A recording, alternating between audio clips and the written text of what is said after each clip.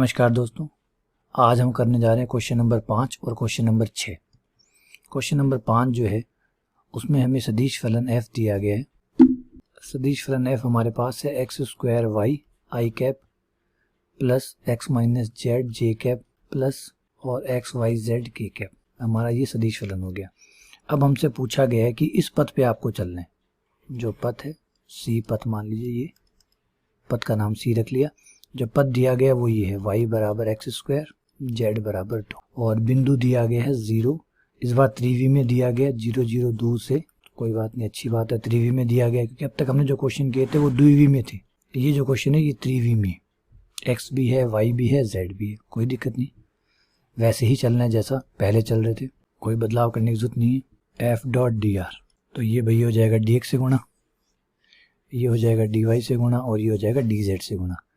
तो आपका हो गया x square y into d x plus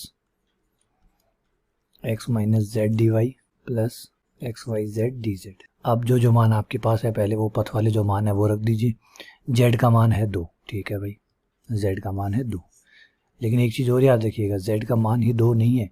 Z 2 होने का मतलब है कि जेड का मान चेंज होगा ही नहीं। वो आपको यहाँ दिख सकता है, देखिए जिस बिंदु से आपने स्टार्ट किया वहाँ भी जेड 2 था, जिस बिंदु पे ख़त्म किया वहाँ भी जेड 2 था। इसका मतलब है कि प्रारंभिक बिंदु पे और अंतिम बिंदु पे मान समान है।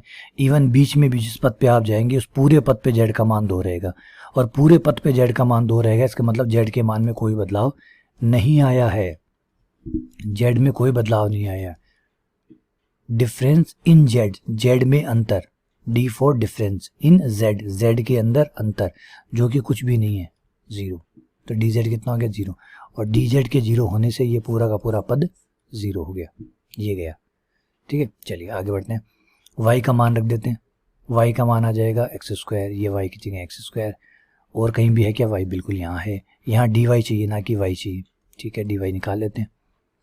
डी वाई बराबर हो जाएगा एक्स स्क्वायर का हो जाएगा 2x और dx। ये लीजिए सारे मान रख दीजिए। पूरा सवाल अब x में बदल जाएगा। x में बदल जाएगा तो x की लिमिट क्या है वो भी देखनी ज़रूरी है।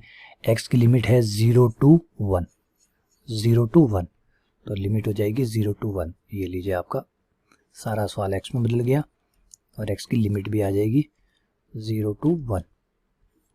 ये एक्स स्क्वायर, y की जगह क्या रख रहे हैं एक्स स्क्वायर, y की जगह एक्स स्क्वायर और फिर dx plus x minus Z, Z की जगह 2, dy की जगह 2x एंड dx, ठीक है ना।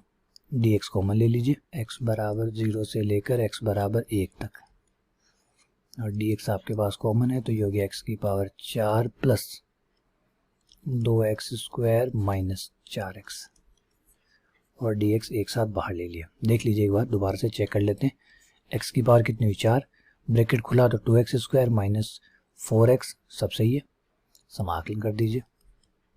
x की पावर 4 का हो गया x की पावर 5/5 और लिमिट 0 to 1, इसकी पावर 3/3 एक्स स्क्वायर बट्टा 2। ये लीजिए सबका समाकलन और उसमें लिमिट, यहाँ 5 बाहर ले लेते हैं। 1 रखने पर 1 की पावर 5 1, 0 की पावर 5 0, 1 की पावर 3 1, 0 की पावर 3 0। 4 से 2 कट ही रहा है, काट दीजिए।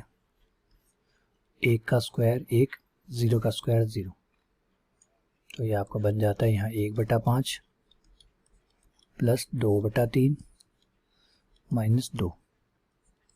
लघुत्तम लेते हैं तो 15 आता है, 15 से तो 3, 15 में 3 का भाग दिया 5, 5 दूनी 10 और 15 दूनी 30, 13, ये आ गया माइनस का 17/15। चलिए अगले क्वेश्चन पे आते हैं, क्वेश्चन नंबर 6। क्वेश्चन नंबर 6, और बेटा याद रखिएगा क्वेश्चन नंबर 6 में जो है वो रेखा समाकलन नहीं बोला, क्वेश्चन नंबर 6 में बोला परिसंचारण निकालिए। परिसंचारण जिसे सर्कुलेशन भी कहते हैं, परिसंचारण जिसे सर्कुलेशन भी कहते हैं, सर्कुलेशन। ये जो सर्कुलेशन है ये कुछ और नहीं बल्कि रेखा समाकलन ही है।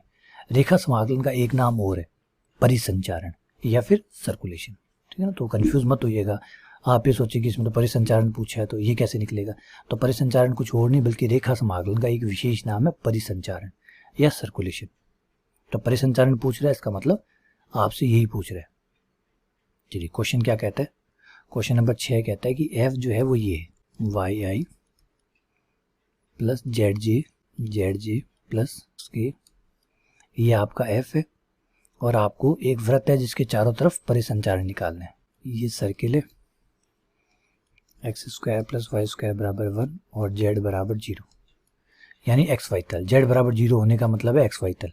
एक्स एक्स और वाई एक्स से जो तल बनता है उसको एक्स वाई तल कहते हैं। ये बेटा आपका एक्स वाई तल है, क्योंकि यहाँ पे एक्स एक्स है और ये वाई एक्स है, तो एक्स वाई तल हो गया।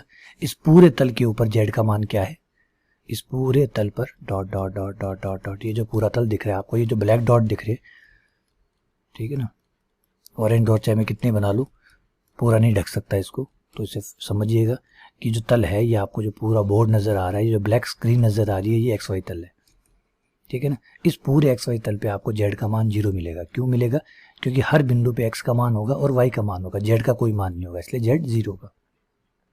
अब यहाँ पे कहा गया एक सर्किल लेना है एक त्रिज्या का जिसका केंद्र मूल बिंदु हो। तो बेटा एक सर्किल लेना है जिसका केंद्र कहाँ हो, मूल बिंदु पे हो। याद रखिएगा जब ऐसा वर्त होता है तो उसका केंद्र मूल बिंदु होता है और त्रिज्या 1 होती है। ये 0 0 त्रिज्या 1 त्रिज्या और केंद्र कहाँ है 0 0 पे। तो अब क्या करना है, एफ डॉट डी आर निकालना है। इस पूरे सर्किल के ऊपर हमें परिसंचारण निकालना है, एफ डॉट डी आर। तो एफ डॉट डी आर करेंगे तो ये भाई साहब डी एक्स से गुणा हो जाएंगे, y d x plus z d y plus x d z, ठीक है। अब जो दिया गया उसका थोड़ा सा इस्तेमाल करते हैं। जेड बराबर 0 दिया है तो जेड का मान 0 आ जाएगा, ये रहा जेड 0 रखते ही ये भाई पद्धति खत्म। जेड का मान 0 है, इसका मतलब पूरे सर्किल पे, आप पूरे सर्किल पे जब घूमेंगे तो पूरे सर्किल पे जेड का मान 0 है, यानी जेड के मान में कोई बदलाव नहीं है। यहाँ भी जेड 0 है, यहाँ भी जेड 0 है, इसका मतलब जेड में कोई बदलाव नहीं है, तो डी जेड कितना हुआ 0। तो डी जेड 0 होते ये भी आपका खत्म हो गया, 2 खत्म हो गया, ये बच गया। ये समाकलन आपको करना है वाई डी एक्स। अब वाई डी एक्स में एक्स के साथ करना है, वाई का करना है, एक्स के साथ वाई कैसे होगा, ये समाकलन भी नहीं होगा, हमें वाई का मान निकालना होगा। तो हम चाहे तो यहाँ से वाई का मान निकाल सकते हैं, ठीक है। मैं आपको इसका एक छोटा तरीका बताऊंगा जो ज़्यादा अच्छा रहेगा आपके लिए। आप इसे इस फॉर्म को प्राचलिक रूप में लिख लीजिए। प्राचलिक रूप का मतलब है कि किसी तीसरे की फॉर्म में, जैसे x बराबर कॉस थीटा, y बराबर साइन थीटा, ठीक है। ये क्या है, हर बिंदु, आप इस बिंदु पे हैं अगर, तो ये बिंदु कोई ना कोई तो कोण बनाता होगा। तो इस बिंदु के लिए जो x निर्देशांक है आपका, क्योंकि त्रिज्या 1 है मतलब कर्ण 1 है, कर्ण 1 है तो आधार कितना हुआ, ये लीजिए O से लेकर P तक, P से लेकर Q तक। तो OP कितना हुआ आपका, जो x निर्देशांक है वो कितना हुआ, OP बट्टा OQ। ये हो गया आपका आधार बट्टा कर्ण। आधार बट्टा कर्ण होता है cos थीटा। तो OP कितना हुआ आपका, OQ कितना है 1, OQ 1 है तो OP बराबर क्या हुआ cos थीटा, और OP कौन है x, तो x बराबर क्या हुआ cos थीटा। ऐसे ही आप PQ निकाल सकते हैं। PQ क्या है, लंब, लंब बट्टा कर्ण, लंब बट्टा कर्ण होता है sin theta, sin theta.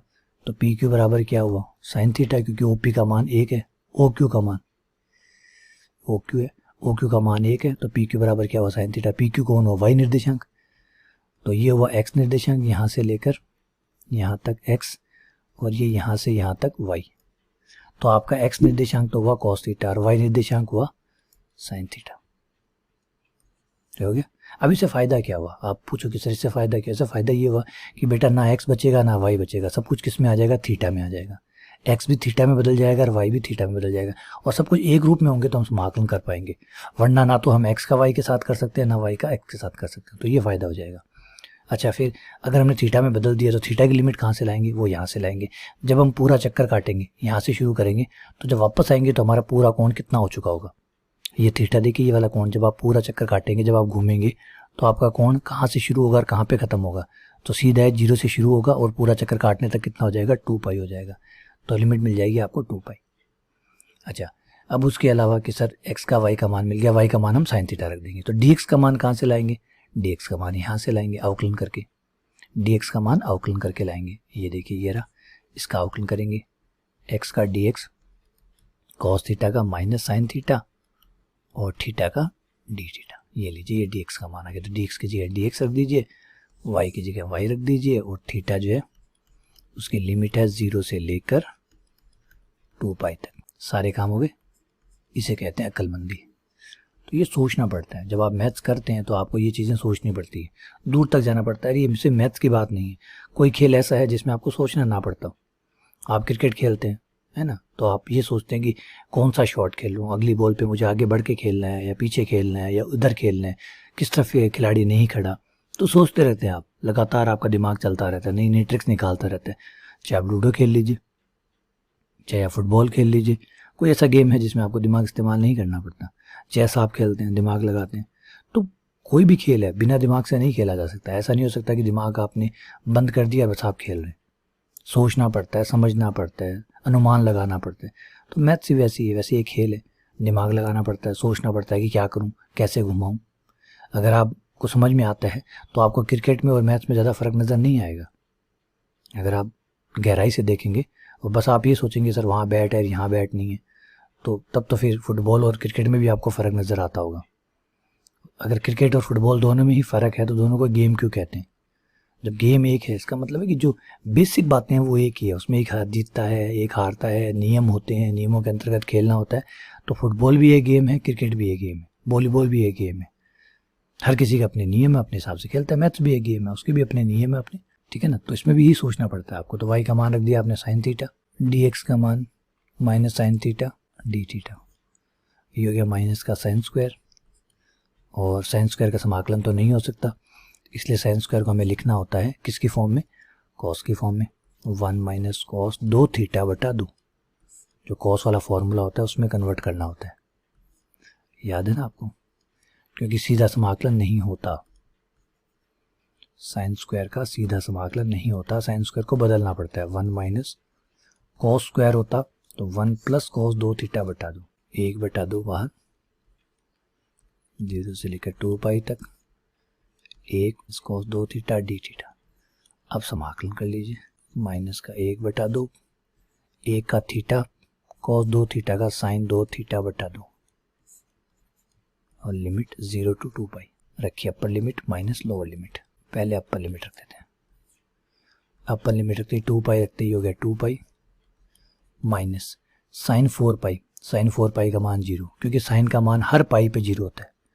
Sign का मान हर पाई पे 0 होता है, चाहे वो पाई हो, चाहे वो 2 पाई हो, चाहे वो 3 पाई हो। 0 रखा, 0 थीटा पे 0 0, साइन 0 तो भी 0।